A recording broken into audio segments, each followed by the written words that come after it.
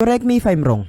Nagtulong-tulong yung mga barkong ito para itulak yung isang isla na malapit sa tulay dahil sa nakaharang ito dito. Pinakita naman ng mga scientist na ito kung ano yung mangyayari kapag nilagyan mo ng napakataas na volume ng electricity yung isang wire. Ito naman yung video na nagpapakita ng bigla ang pag-form ng isang dust devil sa batang ito habang naglalaro sila sa isang baseball field. Speaking of baseball mga master, gumawa yung mga lalaking ito ng isang napakalakas na rotating device na merong nakakabit na dalawang baseball bat. Sinasabing sa pamamagitan ng electric motor at konting knowledge sa pag-control ng device remotely, nagawa nilang mapatakbo yung device na ito. At nung sinubukan na nga nila itong paganahin, nakailang ulit sila sa pagbato ng bola bago pa ito tumama. Sinasabing yung bolang ito ay tumalisik ng napakalayo na nasa approximately 717 feet na pwede din natin i-consider bilang pinakamalayong home run. Napakadami talagang world records sa mga laro yung hindi basta-basta matatalo ng ibang tao kung hindi ito lalaruin ng paulit-ulit. Sinasabing dahil dito ay naisipan ng isang YouTuber na gumawa ng device na parang bola na kayang umiskor ng napakalaki sa isang pag-shoot lang. At personally mga master masasabi kong pwede kang maban sa isang arcade kapag nga ginawa mo ito. Marami mga creative na tao sa iba't ibang panig ng mundo yung kayang gumawa ng mga nakaka-fascinate na bagay. Pero paminsan-minsan nagiging controversial yung kanilang mga iniimbento dahil nga sa kung paano nila ito ina-apply sa totoong buhay. At yung isa nga sa example dito ay yung tinatawag na hostile architecture. Sinasabing dahil nga sa pagtaas ng kaso ng mga taong walang bahay o matitirahan, marami mga company sa ibang bansa yung naglalagay ng mga hostile architecture malapit sa kanilang building para hindi tumambay o matulog yung mga homeless dito. Napag-alaman na yung mga hostile architecture na ito i-design para hindi maging komportable yung isang taong susubukang humiga o umupo sa mga ito. At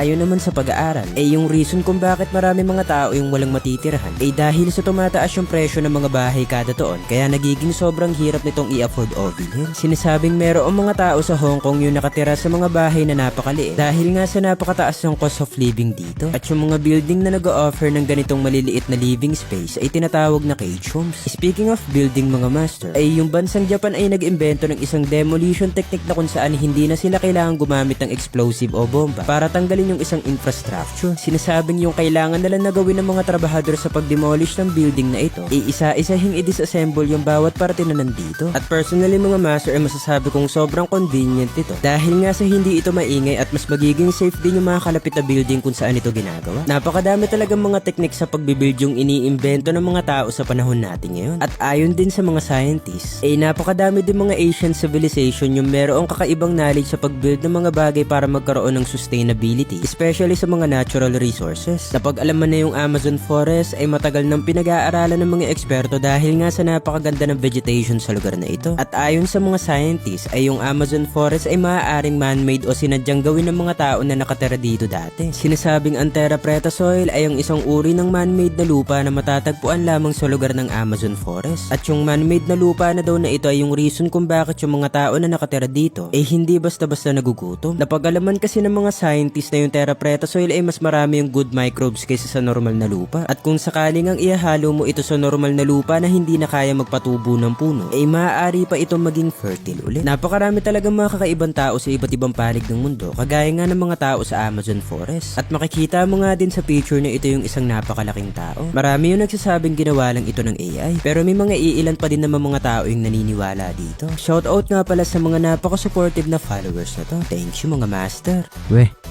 Follow me guys for more content like this. Kikita ka ng pera dito sa PH Boss kung maglalaro ka ng mga games nila. Para makapaglaro ka dito ay kailangan mo lang na i-click yung link na sinend ko sa comment section. Mag-register ka lang ng account mo at pindutin itong recharge button para makapag-cash in ng pera. Kapag nakapag-cash in ka na ng pera mo dito ay pwede ka na makapaglaro ng iba't ibang games nila. At yung isa nga sa pinakamagandang games na pwede mong laruin dito ay itong Mines. Kailangan mo lang na ilagay kung magkano yung gusto mong itaya dito. At saka i-click itong mga box na may question mark para malaman mo kung nanalo ka. Kung sakaling marami ka na napanalunan sa mga laro nila dito sa PH Boss, kailangan mo lang na pindutin ulit itong recharge button para makapag-withdraw. Ilagay mo lang yung mga data na kailangan dito, kagaya nga nitong first name, last name, at phone number ng GCash kung saan mo marireceive yung panalo mo. Napakarami ng mga tao yung naglalaro dito sa PH Boss. Dahil nga sa napakadali lang na manalo dito, makakasiguro ka din na legit yung website nila, kaya marireceive mo talaga yung mga panalo mo. Mamimigay din pala ako ng libreng pera sa GCash sa mga taong magre-register at magka-cash in dito sa PH Boss. Kaya ano pang inaantay nyo mga master? Laro na tayo sa PH Boss para magkapera. Link is in the comment section below. Download now.